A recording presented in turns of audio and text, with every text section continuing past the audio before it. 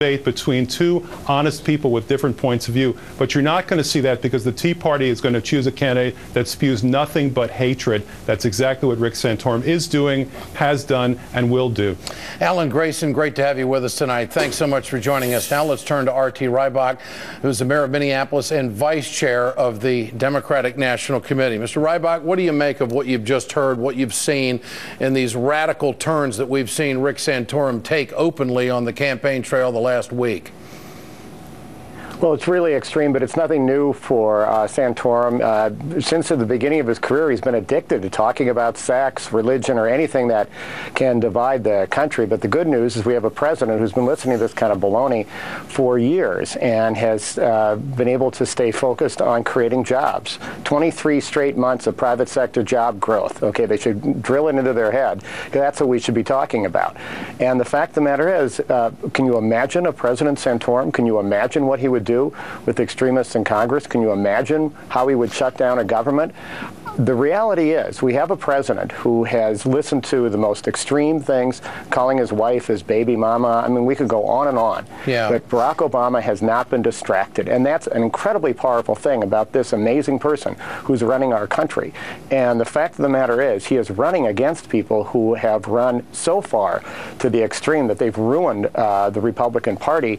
And those moderates somewhere out there are complicit because they're letting these people with these extreme thoughts take over their party. That's their problem, because the reality is America right now will support a president who's going to be focused on jobs, and that's exactly what the president's doing. Well, RT, I'm not meaning to hang this on you tonight or who's in charge of communications at the DNC, but why does it have to take a cable host to ask Rick Santorum who the hell he was talking about? Where are the Democrats?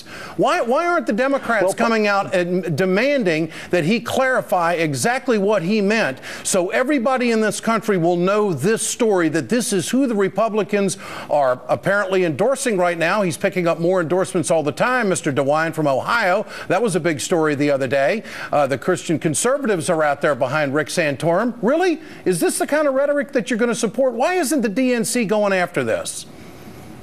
Well, it's a good question, Ed, and it's one of those things that we wrestle with. But the fact of the matter is we can either, jump to attention every time Rick Santorum says something nutty, or we could actually try to make sure we get the message out about what the president's doing on the economy. The president can either run the country or try to respond every time Rick Santorum says something crazy. That would take way too much time. Well, this one is a new one. I mean, this one definitely goes out of bounds from any of the stuff that we've ever heard before. Yeah. Mitt Romney has Donald Trump out on radio attacking Santorum. Here it is.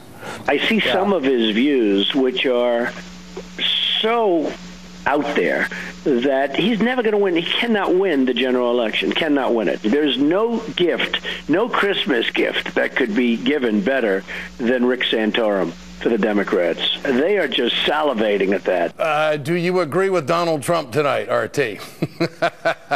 Well, yeah, I got a little juice going. I think it's kind of exciting to think about that kind of election, but I don't love the fact that somehow we're going to go back into this slime fest that, look, if the Republicans want to do this to each other, that's cool, all right? Yeah. But if they want to inflict it on the rest of us, not just Democrats, but the rest of the country, let's look at an America that needs to be brought together, that's had a president who's listened to every distracting thing in the world and has stayed focused on keeping us safe and creating jobs. That's what we need. All right. A new poll shows 55% of Republicans wish a different candidate was running for the nomination. Who knows? You might see a totally different name out there when it's all said and done. R.T. Rybak, great to have you with us tonight. I appreciate your time here on The Ed Show. Remember to answer tonight's question there at the bottom of the screen and share your thoughts on Twitter at Ed Show. We want to know what you think.